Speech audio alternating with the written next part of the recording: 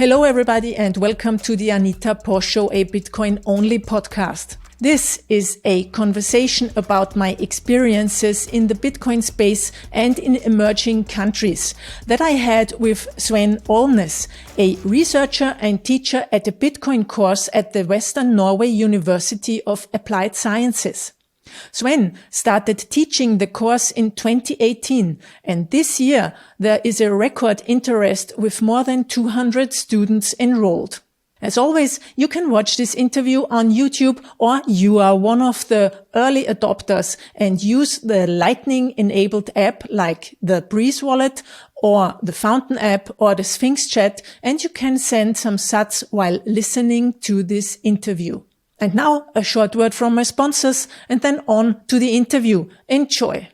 Living on crypto is easier than you think with Bitrefill. Choose from over 4,000 gift cards and mobile top-up options from around the world. I used Bitrefill to top up my phone when I was visiting Zimbabwe.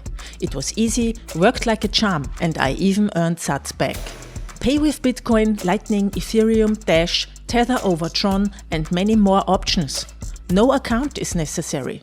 Join the thousands of users around the world who are living on crypto today using Bitrefill. Join now at bitrefill.com and start earning sats back with each purchase. That's bitrefill.com. Learn Bitcoin will teach you the why and how to use Bitcoin. The masterful flow from one subject area to the next makes Bitcoin seem simple to explain. Michael Peterson, Bitcoin Beach, El Salvador. Order your copy now at learnbitcoin.link. That's learnbitcoin.link. Every day, millions of foreign workers send a portion of their hard-earned money back to their families and friends living in their home country. These remittance payments can be an economic lifeline for some countries. Although traditional means of remittance like money transfer operators have dominated this space, crypto remittances are more popular than ever. In 2020 alone, roughly $562 million worth of crypto was transferred from overseas into wallets based in Africa, all in retail-sized payments. Everyone deserves a more efficient means of remittance, one with no financial middleman taking fees. Try remitting with crypto today on Paxful. Avoid the high fees of traditional remittance and make money by sending money back home. Start now at anita.link/Paxful-remit. That's one word. anita.link/ and then Paxful-remit. Did you know that leaving your keys on centralized exchanges is extremely risky? Not only are you giving up your privacy, but you also give up total control of your funds. The best time to take back control is now. Go to sovryn.app and never again ask for permission to use your money. That's sovryn.app. Welcome, Anita. Nice of you to be our guest in our Bitcoin course. Welcome, at our and university. I'm honored. Thank you very much for the invitation. How are you today? I'm good, thank you. Yeah, weather is fine still. I'm in Vienna. It's one of the last warm autumn days. Okay, cannot say the same here. The weather is nice in the western part of Norway, where I'm sitting right now, and I'm looking out. Very beautiful scenery, but a bit cold. Yeah, you're in the north. Yeah, okay. Yeah. So, Anita, first, tell us a bit about yourself for an introduction, please. Yes, I'm basically coming from e-commerce and web design. So I started as early as in 1999 with building websites, and was doing it self-employed very early on because I always wanted to be independent. And so I'm coming from that background. I had a small agency and we did e-commerce projects. We had one of the first online platforms where you could search and find co-working spaces at a time where there was only one co-working space in Vienna. So I'm always a little bit ahead of time, I think.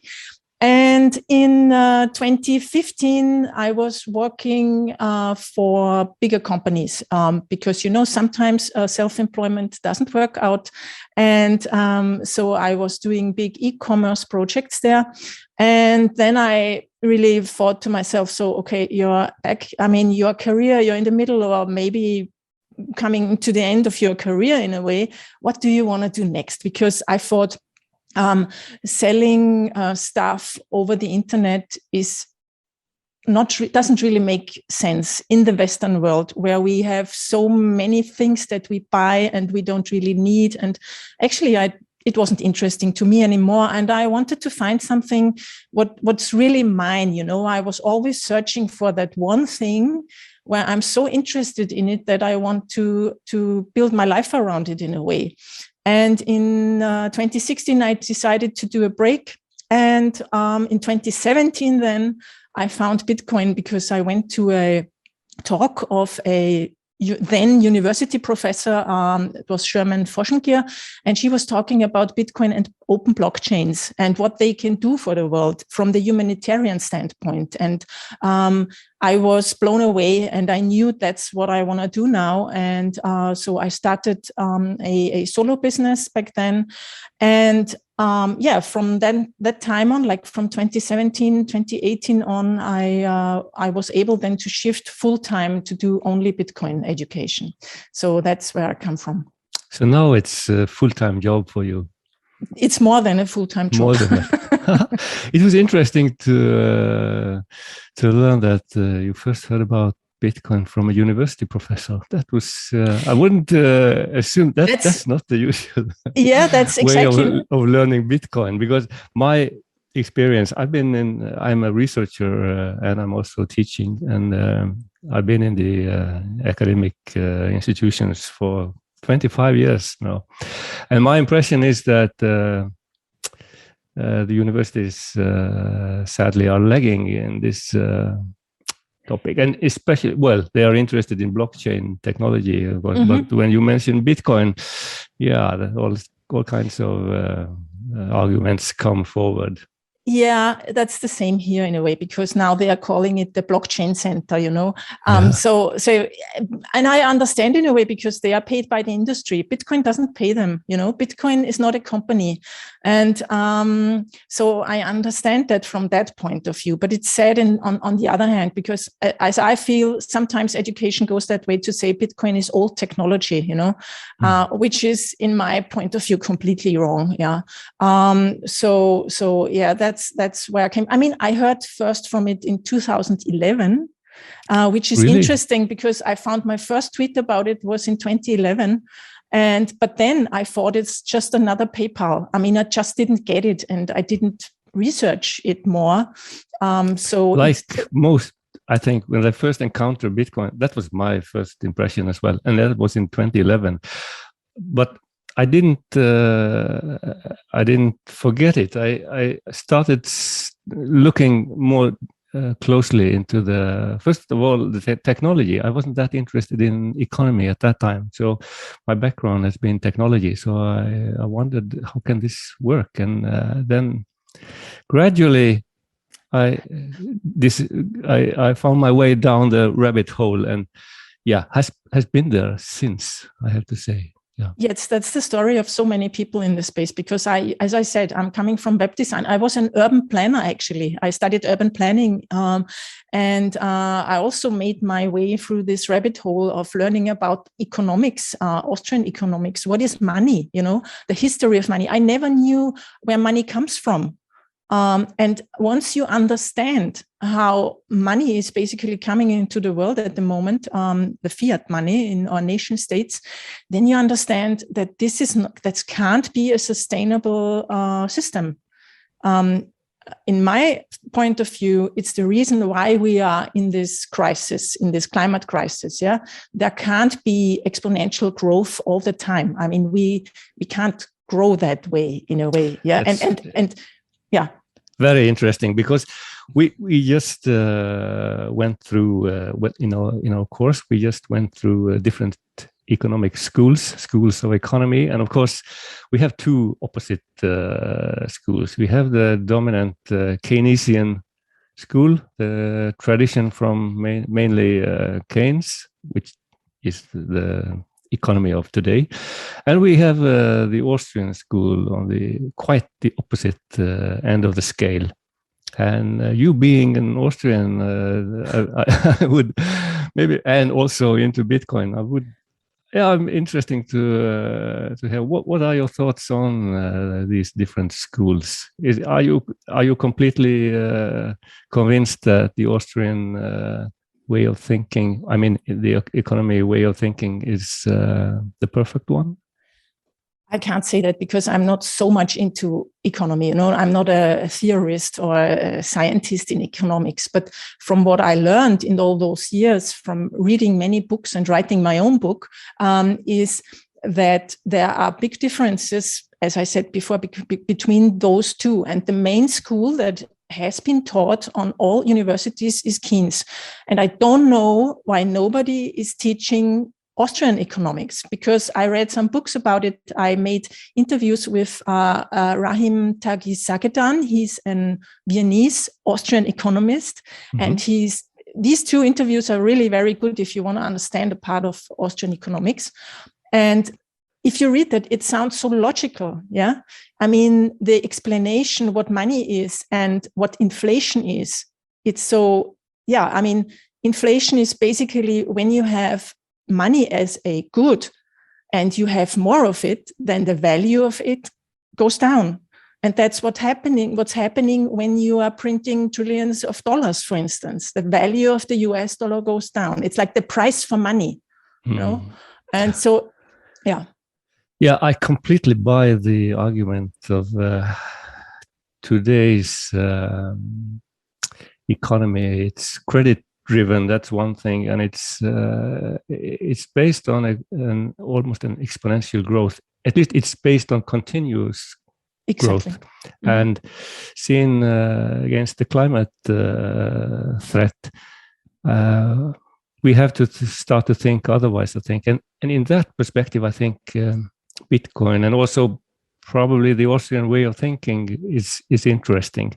I don't completely buy into the gold standard and these things, but I'm reading and learning. So I absolutely buy the growth and perhaps the degrowth perspective. Exactly. I mean, I also don't know if this is the correct or right way for us. Yeah, but at least it's an alternative that shows alternative solutions and ways how it could work. And I believe we should also think of those alternatives and not only say the Keynesian way is the only one that we should go. And but if you come up with those alternative ideas, it's complicated because you can't just say 2-3 sentences about it. People won't understand you. So you always have to count on people's own interest to learn something new and to read a book, you know? Yeah, that's difficult. So, and that's difficult in today's world. I absolutely agree. We need a broader perspective in the universities, and the students need to learn more about alternative ways of seeing this. So absolutely, we have to talk about. But these are perhaps Western countries' challenges. Maybe, well, it's maybe a global challenge. But we have to talk about Africa because that's the way I started to listen to your podcast, and the first episode was you walking around in Zimbabwe and talking to people. So you have to tell us a bit about your journey to Zimbabwe. Mm-hmm. Yes, so the idea to go to Zimbabwe came up because I thought everybody's talking about hyperinflation and everybody in the Bitcoin space is talking about how Bitcoin is a solution to that. But nobody went to Zimbabwe, for instance. And I thought, okay, as a podcaster, you also need to have some sort of a USP. So, and I have a friend who's living in Zimbabwe. So I had, a person there that could help me going forward because it's not that easy to travel in Zimbabwe. And so I thought, okay, let's do it. So I went there in early 2020. And as you said, I was talking to people who already have been using Bitcoin at that time and had some experience with it, because I wanted to understand what their problems really are.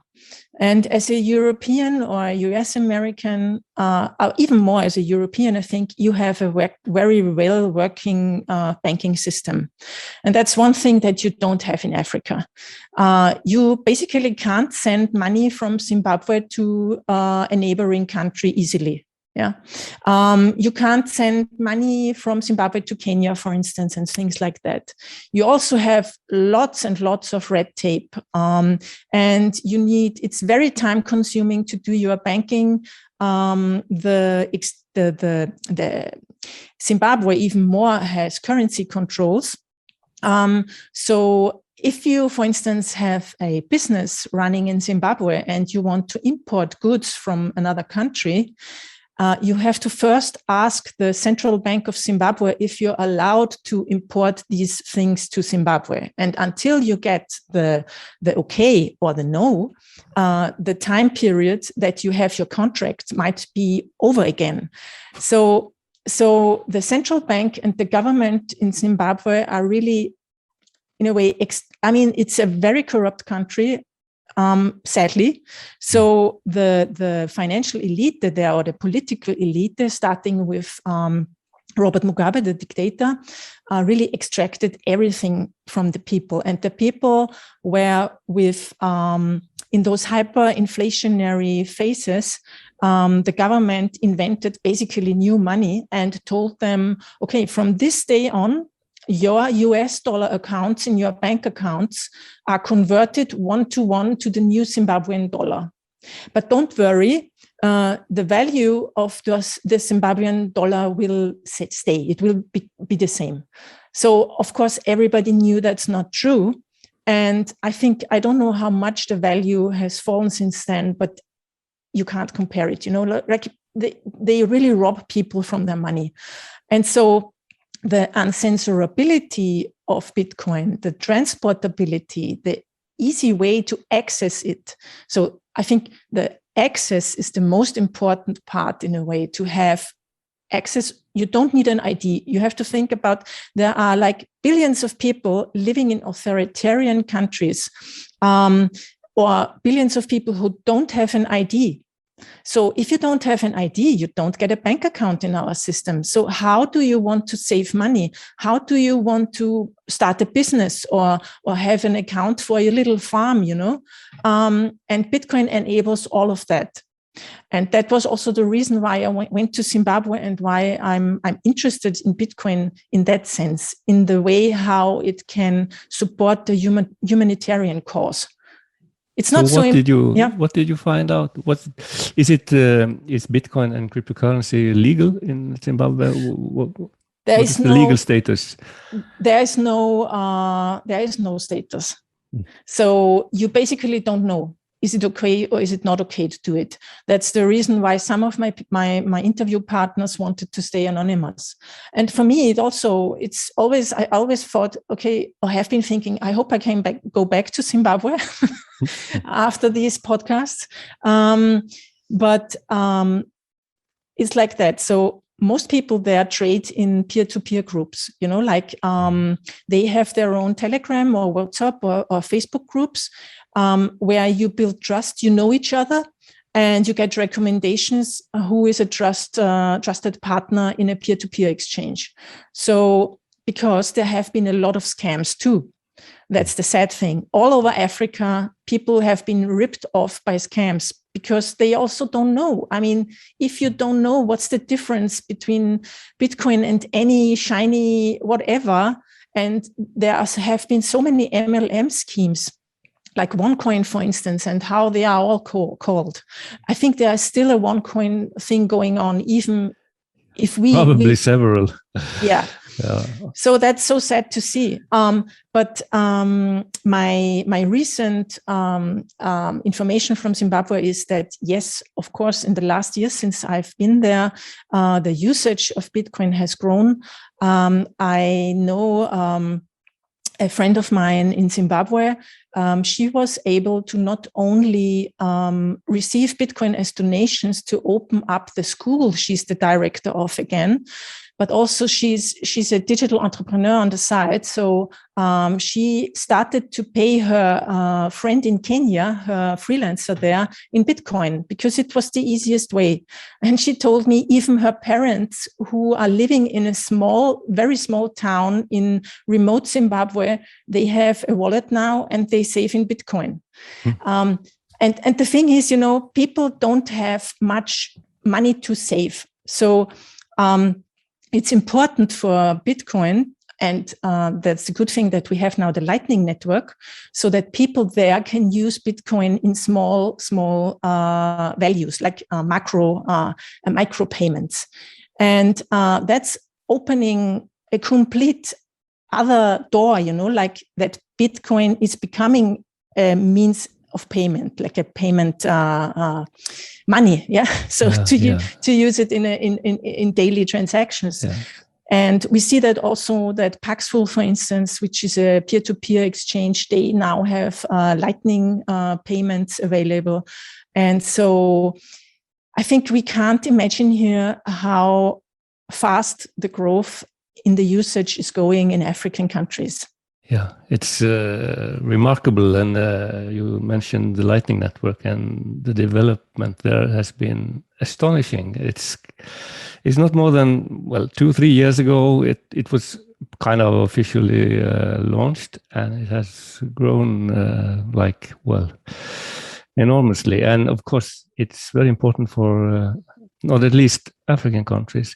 I talked to a Norwegian guy yesterday. He lived in Zimbabwe for 1 year in 2014, I think. Just to get some information before talking to you, I have to kind of educate myself. What about Zimbabwe? And he didn't know about Bitcoin then, but one thing he noticed was what you were also saying: the long lines in front of banks, people trying to take out cash. They didn't have any bank account, would probably not have any, but it was money transfer from abroad probably, and they waited in queue forever to take out this money. And of course, a lot of it went to the bank, obviously. Easy to be robbed, and you have all those kind of things. Exactly. And sometimes it's the way that you stand in line for hours, and at the time when you are at the ATM, the ATM is empty, because it's really difficult to get hold of cash, be it Zimbabwean dollars or be it US dollars. And all the people want US dollars because they know that it keeps its value compared to their own currency. And most people there actually use Easy Cash, which is mobile money. I guess you've heard from, what's the word for it now? The name. There's another mobile money operator, a big one that people know here in Europe, but I forgot the name now. Is not the M-Pesa? M-Pesa, exactly. Yeah. Thank you. And you also have Bitpesa, the kind of... that's also confusing. Yeah. But M-Pesa was the first, and then Easy Cash is basically the same. So people only need an old Nokia phone, for instance, where you only can send SMS text messages. And that's the way how they pay things. So like small purchases are bought through Easy Cash. But Easy Cash, the problem is it's a centralized company, and the government tells them what they are allowed to do or not. So they are cracking down sometimes on account holders and things like that. And you don't have that control in Bitcoin, of course. Yeah. So the need for Bitcoin is much higher in developing countries, and people understand it immediately. If you tell them that it's uncensorable and there's only 21 million of it, they immediately know what it's about. Yeah. So, yeah. I see. I have a comment and question in the chat, and the comment is that OneCoin is still having large seminars in Africa and Latin America. It's so sad, as you said. There's a question: is it mostly Bitcoin that's growing in Africa, or is it also other cryptocurrencies? And I will just add, your podcast is Bitcoin only, so you might say something about your own. Yeah. So to be honest, I can't tell you the numbers of other currencies because I'm Bitcoin only. So, but what I know is from my talks back there that people love to trade. So everybody, or most of the people, I think, are trying to earn some profit or gain profit through trading cryptocurrencies. Yeah. So of course they use other cryptocurrencies as well, as far as I know. But still, Bitcoin is the biggest, and it's the most valuable one because of the 21 million, because of the scarcity and the security. And that's basically also why I'm doing a Bitcoin only podcast. Yeah.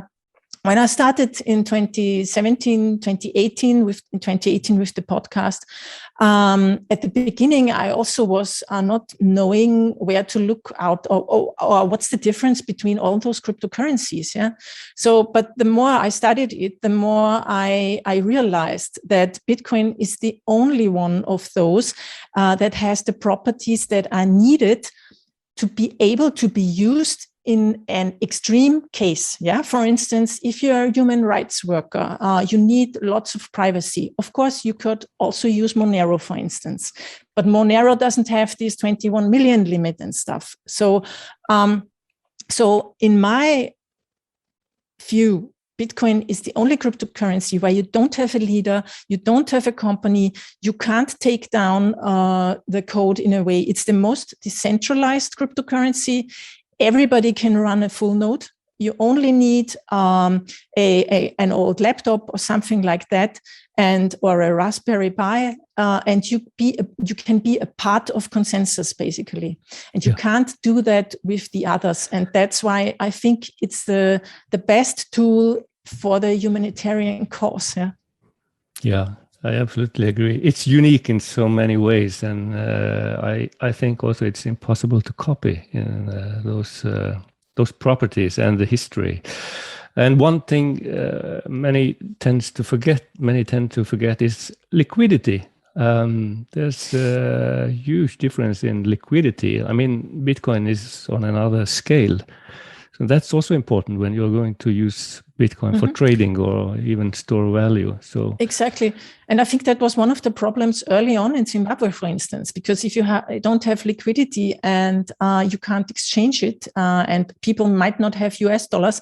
But what I can tell you now, I know that it's very easy at the moment or now in Zimbabwe. If somebody is sending Bitcoin, for instance, as a donation or something like that to a Zimbabwean, to meet up with a person who will give you US dollars in a moment, for exactly the amount without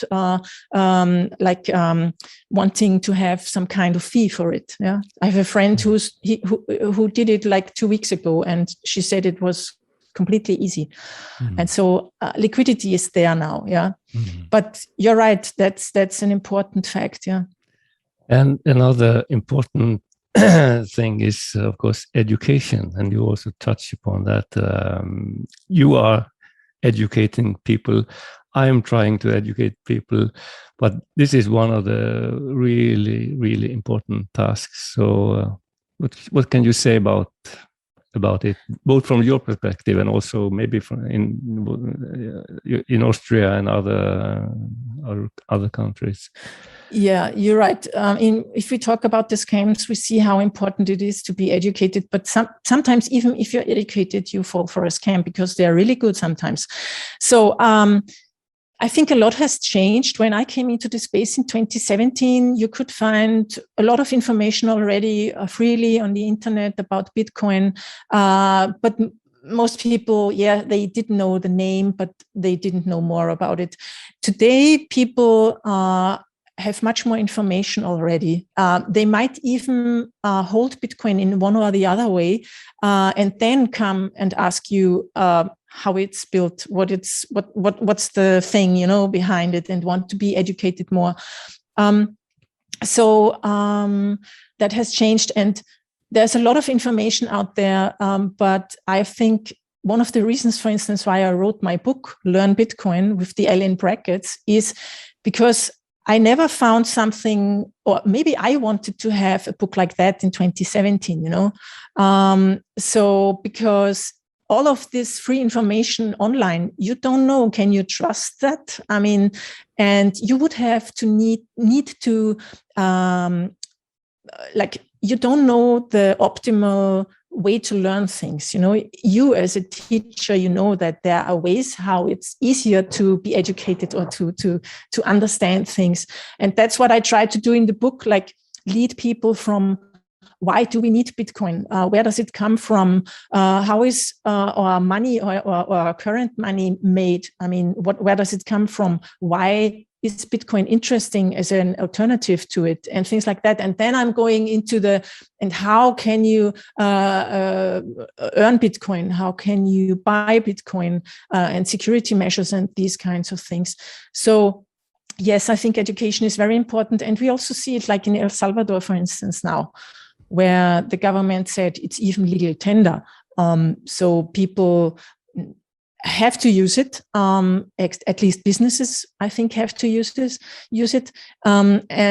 As far as I heard, most people don't even know what Bitcoin really is. And that's also a reason why many people go out on the streets and say, we don't want Bitcoin because, what is it? Yeah. So I think education is really, really important. And because there are so many misunderstandings, Absolutely. And even, not at least in the leading media, I guess it's the same in your country as in Norway. There's so much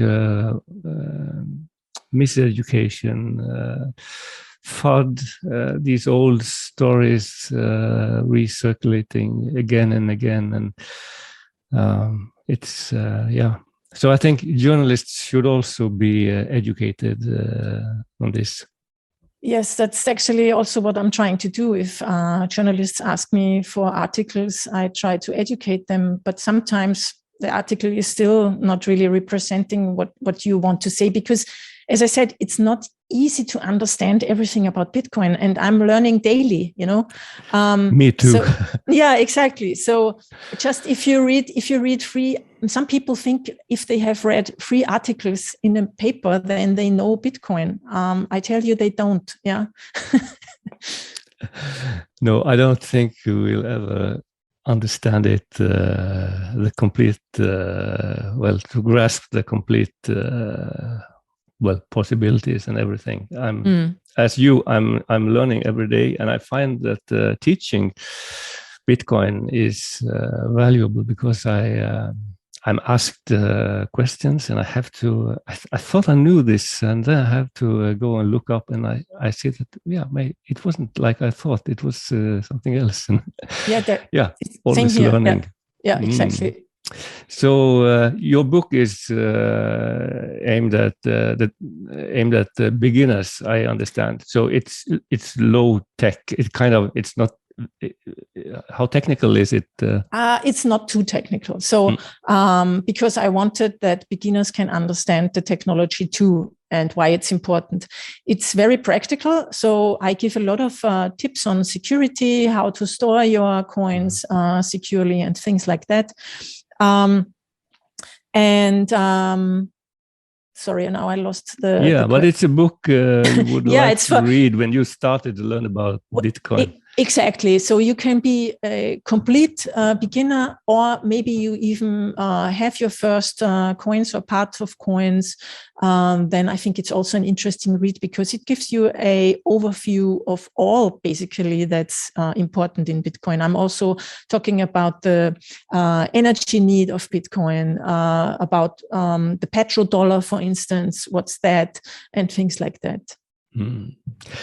We have to also talk about the gender issue, because there are not very many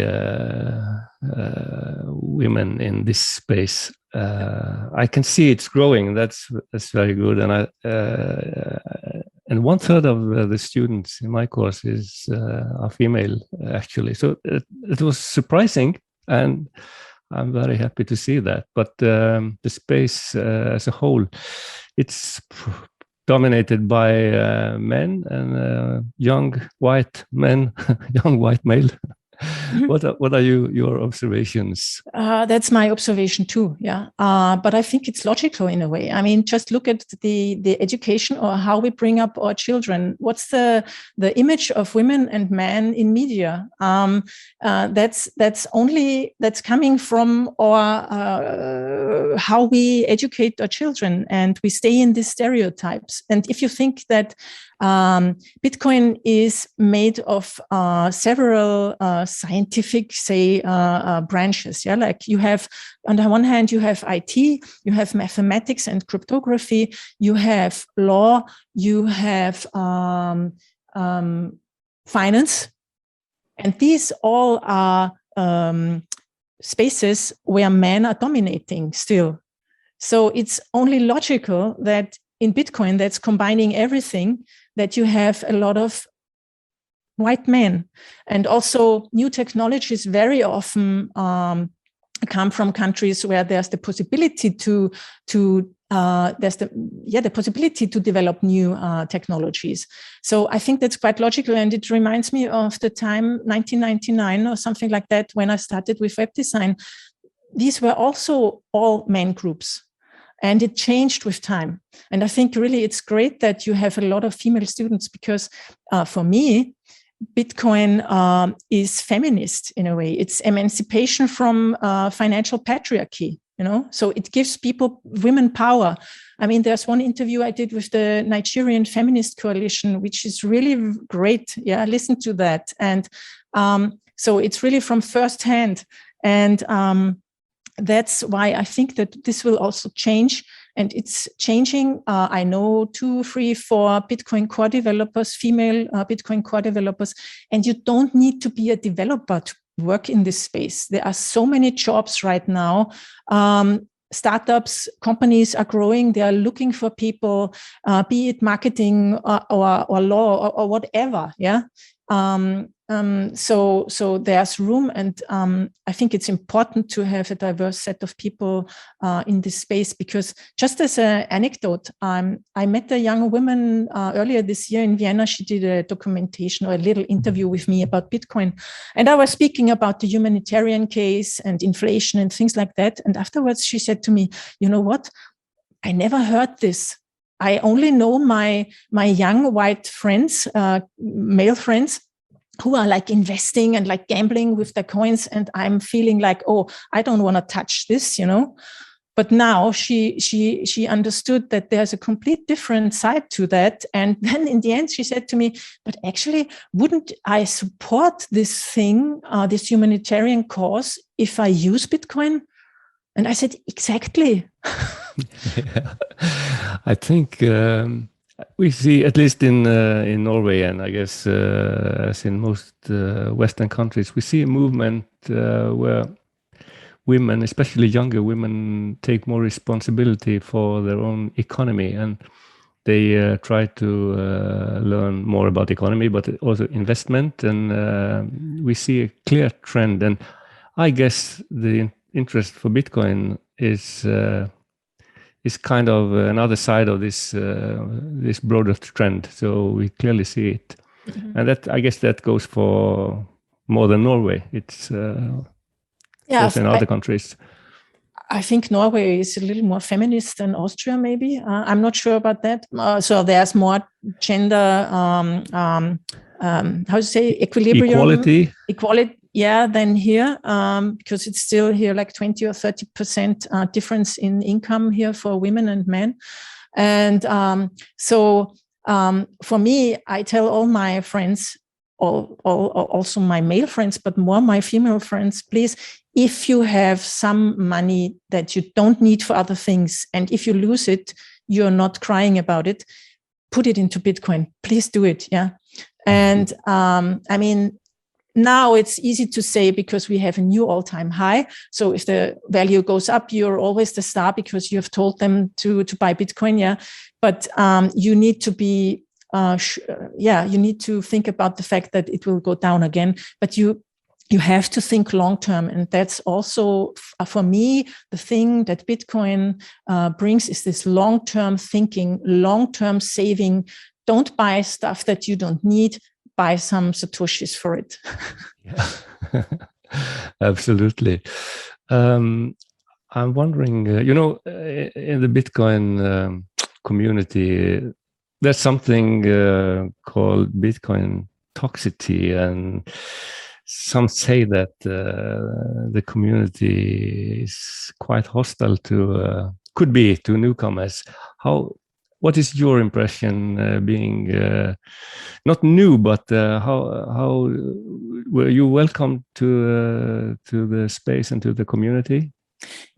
You have to see the two things differently. You have to see the Twitter community, crypto Bitcoin Twitter, where you don't know people sometimes, and they are very harsh. That's true. I tend to block or mute people who don't have the awareness to talk to others in a respectful manner, because I think it's not needed to be hostile to others just because they don't understand. Maybe I think it's actually doing the opposite. I mean, if you are toxic to someone, why should he or she then be interested in Bitcoin if the other person on the other side says you're an idiot? And these things happen. And even stars from like Nicholas Taleb, for instance, you see how they are in a way behind their facade, and that's, eye-opening. And on the other hand, you have like regular events where you can meet people and talk to them. And the Bitcoin community in general is so much very open. If you are genuinely interested in Bitcoin, then everybody will answer your questions. I mean, if he or she has the time to it, but it's a very open community. People help you out. I mean, you will see, for instance, if you look at my book, the recommendations I have from people like Lynn Alden, Andreas Antonopoulos, and people like that. They are very open, but of course you need to earn their trust before. And for earning trust, that's also why I started the podcast, because I thought then I can talk to these people, then they know me. And I traveled a lot to these conferences in 2018 and 19. So it's important to build trust. But then, as I said, it's an open source community. People are very helpful. And you have to be generally interested, and just mute people or block people who are not nice. That's also my impression. On the whole, a very, very welcoming and warm community. You yourself is an example of that. It's I feel it's easy to get in contact with people around the world, really, and they're really helpful if they have the time, and so it's really good to see. I think we could probably go on for at least 1 hour, but we have some limits, and we have other things on our schedule today. So finally, where can people get in touch with you and contact you and learn more from you? Yes. The best way is on Twitter. My handle is Anita Posch, just my name, or my website, anitaposch.com, where you find links to my podcast and to the book, and also, I think, a contact form. There should be one. And if you have any questions, get in contact. I try to answer everything I can. And yes, thank you very much. Thank you so much for being our guest, and good luck with your important work. We look forward to more episodes from you, and possibly revisit to Zimbabwe and Africa. That's actually what I plan for next year. Now in November, I'm going to El Salvador. And yes, so there will be more. Very good. Very good. Thank you so much. That's it for today. Thanks for listening to this conversation. I hope you enjoyed it. Please subscribe to my YouTube channel and to my podcast channel and recommend the show to your friends. The more the better. Thanks again and see you next week when it's time for the Anita Posch Show.